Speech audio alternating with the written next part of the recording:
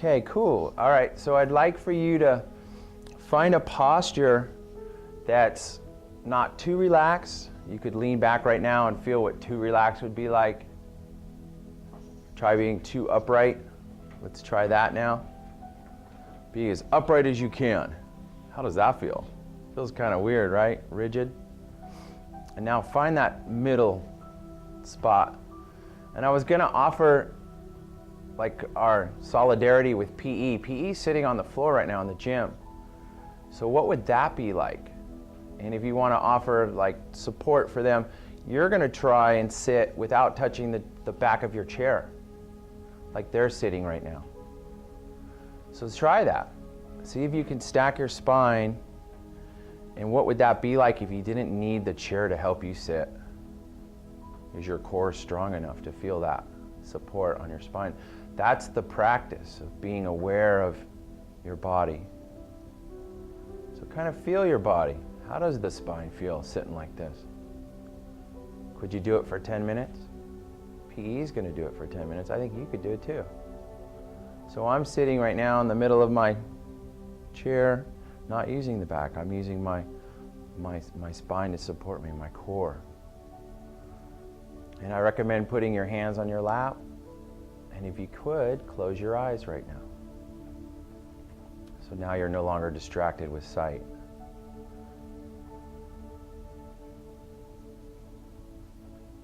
Good, kind of feel that. What it's like not to use your eyes for a second, for 10 minutes. Now hearing's just gonna happen. You don't have to think about it, it just happens. Just like thought is just gonna happen. And thoughts will arise, they'll come and go. You might follow some and keep going with that story till it's done. I've had sits where 10 minutes later I was like, oh my God, did I just follow that thought that far down that rabbit hole? Yep, I sure did. Totally normal. Now access your breath from one of those 3 spots. The area under your nose. Take your biggest breath there. Feel it. Mouth closed. Big breath now. And out. So I'd like to ask you to use your awareness to feel the breath. Is it the same every time?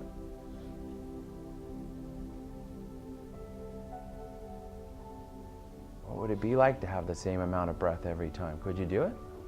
Try it.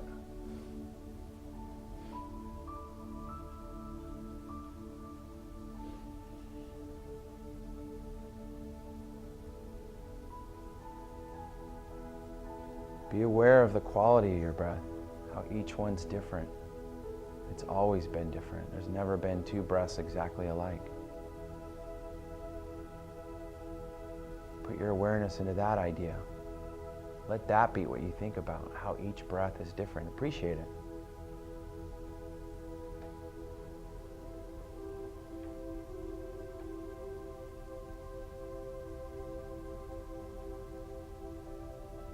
Some people like to think of the awareness at the rib cage helps them. That might be where your mind goes. How does it feel when my ribs move up and down? In the review, the 3rd spot is when it goes all the way to your belly. Your belly moves with the breath.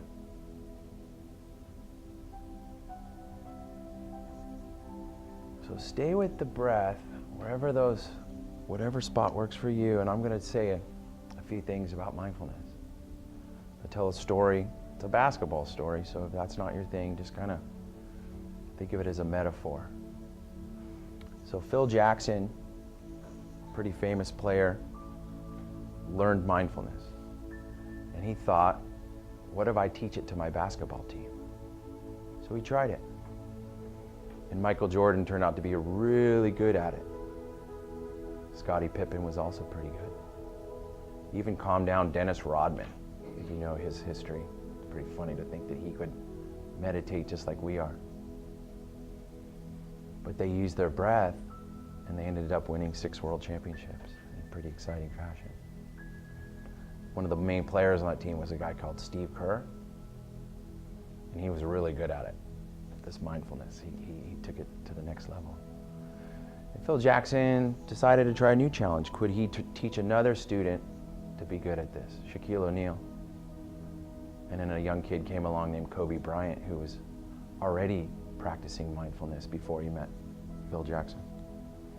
So Kobe took it to the next level with his coach's support, and they won 6 championships.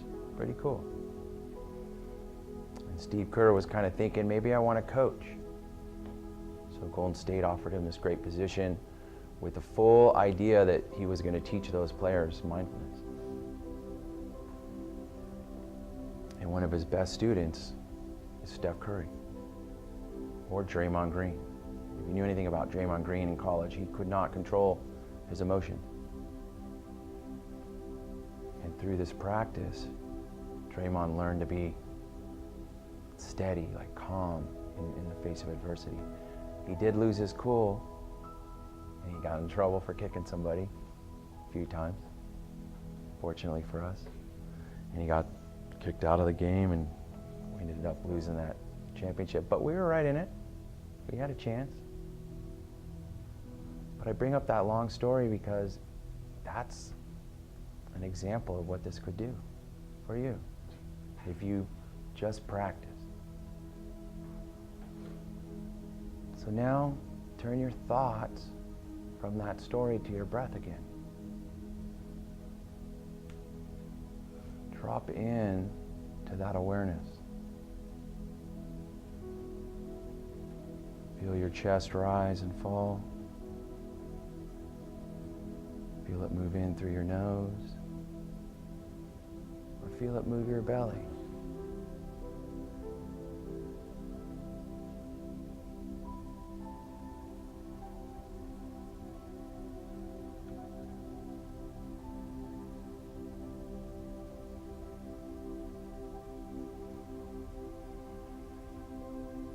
Now, if you're having trouble following the breath, that's totally normal. Don't be hard on yourself. You might think it's funny, you might think it's sad, you might think it's confusing. Just let it be. Like, you're not going to get Steph Curry level meditation, mindfulness, through a couple sits. It takes practice. It takes desire to want to learn to calm the mind. So every week I'm going to try to add some new stuff. And this week I'd like for you to try something. So on the in breath, inside your head, say in. On the out breath, just say out, inside, So your mind is doing that. It's like a tool for something for your mind to do, because the mind always wants something to do. And we're asking it to stop wanting to have a job. All it needs to do right now is say in, out. I do it, if I do a long in breath, I say in, out. I like that. Other people just say in, out. So think about that now. Focusing on the breath, letting the mind follow it with the steady in, out. Try that tool.